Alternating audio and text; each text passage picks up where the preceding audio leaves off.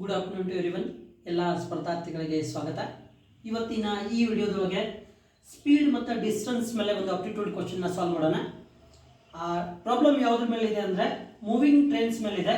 Question ಏನು ಅಂತಂದರೆ 2 trains of length 300 meter and 400 meter long run at the speeds of 40 kilometers per hour and 50 kilometers per hour respectively. ಅಂತಂದ್ರೆ ಎರಡು train ಅದಾವ. ಆ ಟ್ರೈನ್ಗಳ ಉದ್ದ ಎಷ್ಟೈತಿ ಅಂದ್ರೆ ಮೊದಲನೇ ಟ್ರೈನಿನ ಉದ್ದ 300 ಮೀಟರ್ ಐತಿ, ಎರಡನೇ ಟ್ರೈನಿನ ಉದ್ದ 400 ಮೀಟರ್ ಐತಿ. And they are running in the opposite direction with the speed 40 kilometres per hour ಮತ್ತು 50 ಕಿಲೋಮೀಟರ್ಸ್ ಪರ್ ಅವರ್. ಒಂದು 40 ಕಿಲೋಮೀಟರ್ಸ್ ಪರ್ ಅವರ್ದಾಗ ಹೊಂಟೈತಿ, ಇನ್ನೊಂದು 50 ಕಿಲೋಮೀಟರ್ಸ್ ಪರ್ ಅವರ್ದಾಗ ಹೊಂಟೈತಿ respectively in the opposite direction ಅಂತೇಳಿ. ಅಂದ್ರೆ ಎರಡು ವಿರುದ್ಧ ದಿಕ್ಕಿನೊಳಗ ಒಂದಕ್ಕೊಂದು move ಆಗಕತ್ತಾವ.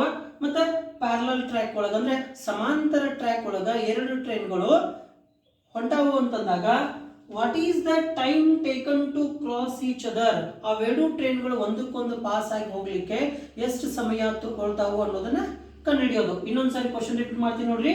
2 trains of length 300 meter and 400 meter long run at the speeds of 40 kilometers per hour and 50 kilometers per hour respectively in opposite direction on parallel tracks. What is the time taken to cross each other? ಎರಡು ಟ್ರೈನ್ಗಳು opposite direction ಒಳಗೆ ಹೊಂಟಾಗ ಅವುಗಳು ಒಂದಕ್ಕೊಂದು cross ಆಗಿ ಹೋಗ್ಲಿಕ್ಕೆ ಎಷ್ಟು time ತಗೋತಾವ ಅನ್ನೋದು ಕಂಡುಹಿಡಿಯೋದು.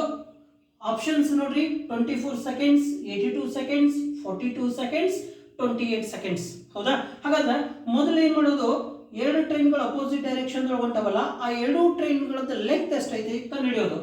Length of the trains ಅಂದ್ರೆ length of the first train 300, length of the second train is 400 and total length of the train is 700 metre ಆಯ್ತು. ಇದು ಲೆಂತ್ ಆಫ್ ದ ಟ್ರೈನ್ಸ್ ಆಯ್ತು. ಆಮೇಲೆ ನಾವೀಗ ಸ್ಪೀಡ್ ಕಂಡುಹಿಡಿಬೇಕು ಅಂತಂದ್ರ ಎರಡು ಟ್ರೈನ್ಗಳು ಅಪೋಸಿಟ್ ಡೈರೆಕ್ಷನ್ ಒಳಗೆ ಹೊಂಟಾಗ ಮೊದಲನೇ ಟ್ರೈನ್ ಸ್ಪೀಡ್ ಯು ಅಂತ ತಗೊಂತೀವಿ, ಎರಡನೇ ಟ್ರೈನ್ ಸ್ಪೀಡ್ ವಿ ಅಂತ ತಗೊಂಡ್ರ ಎರಡು ಟ್ರೈನ್ಗಳು ಅಪೋಸಿಟ್ ಡೈರೆಕ್ಷನ್ ಒಳಗೆ ಹೊಂಟಾಗ ಸ್ಪೀಡ್ ಯಾವಾಗ್ಲೂ ಯು ಪ್ಲಸ್ ವಿ ಆಗ್ತೈತಿ. ಎರಡು ಟ್ರೈನ್ಗಳು ಅಪೋಸಿಟ್ ಡೈರೆಕ್ಷನ್ ಒಳಗೆ ಹೊಂಟಾಗ ಈಗ ಎರಡು ಟ್ರೈನ್ಗಳು ಒಂದೇ ಡೈರೆಕ್ಷನ್ ಒಳಗೆ ಹೊಂಟಿದ್ದು ಅಂದ್ರ ಅವಾಗ speed of the 2 trains U minus V ಆಗ್ತೈತಿ. ಬಟ್ ನಮ್ ಪ್ರಾಬ್ಲಮ್ ದೊಳಗಿರೋದು ಎರಡು ಟ್ರೈನ್ಗಳು ಅಪೋಸಿಟ್ ಡೈರೆಕ್ಷನ್ ಒಳಗೆ ಹೊಂಟಾವ. ಈ ಒಂದು ಯು ಇನ್ನೊಂದು ವಿ ತಗೊಂಡಿವಿ ಅಂದ್ರ so total speed of the trains is U plus V ಆಯ್ತು. ಅದ್ರ ಪ್ರಕಾರ ಮಾಡಿದ್ರ total speed is equal to 40 plus 50 equal to 90 kilometre per hour ಆಯ್ತು. ಅಂದ್ರೆ total speed of 2 trains is 90 kilometre per hour ಆಯ್ತು. ನಮಗ್ ಬೇಕಾಗಿರೋದು ಟೈಮ್ ಬೇಕು.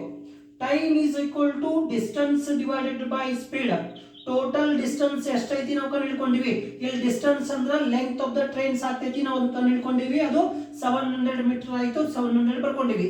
ಡಿವೈಡೆಡ್ ಬೈ ಸ್ಪೀಡ್ ಅದನ್ನು ಕಂಡು ಹಿಡ್ಕೊಂಡಿವಿ. Total speed of the trains is 90 kilometres per hour, 700 divided by 90 ಅಂತ ಬರ್ಕೊಂಡಿವಿ. ಅದ್ರ ಜೊತೆಗೆ ನಿಮ್ಗೆಲ್ರಿಗೂ ಕನ್ಫ್ಯೂಷನ್ ಆಗ್ತಿರ್ಬೋದು, 18 ಡಿವೈಡೆಡ್ ಬೈ 5 ಯಾಕೆ ಬರ್ಕೊಂಡಿವಿ ಅಂತಂದ್ರ ನಾವು ಕಿಲೋಮೀಟರ್ ಪರ್ ಅವರ್ ದೊಳಗೆ ಐತಿದು ಅದನ್ನ ನಾವು ಸೆಕೆಂಡ್ಸ್ ಒಳಗೆ ಕನ್ವರ್ಟ್ ಮಾಡ್ಕೋಬೇಕು. ಅವಾಗ 700 ಡಿವೈಡೆಡ್ ಬೈ 90 ಇದ್ದಕ್ಕೆ 18 ಡಿವೈಡೆಡ್ ಬೈ 5 ಮಾಡಿದ್ವಿ. ಇಲ್ಲಿ ನೋಡ್ರಿ 0 0 ಕ್ಯಾನ್ಸಲ್ ಆಗ್ತೈತಿ. 9 1s 9 2s 5 1s 5 14s. So ಉಳಿದಿರೋದು 14 into 2. So answer is 28 seconds ಆಗ್ತೈತಿ. ಸೊ ಆಪ್ಷನ್ ಡಿ ಒಳಗೆ ಆನ್ಸರ್ ಐತಿ, that is 28 seconds. So time taken by the trains to complete or cross the distance of 700 meter is 28 seconds. So this is the answer. ಮತ್ತು ನಾವು ಮುಂದಿನ ವಿಡಿಯೋದೊಳಗೆ ಬೇರೆ question ಒಳಗೆ meet ಆಗೋಣ. Thank you.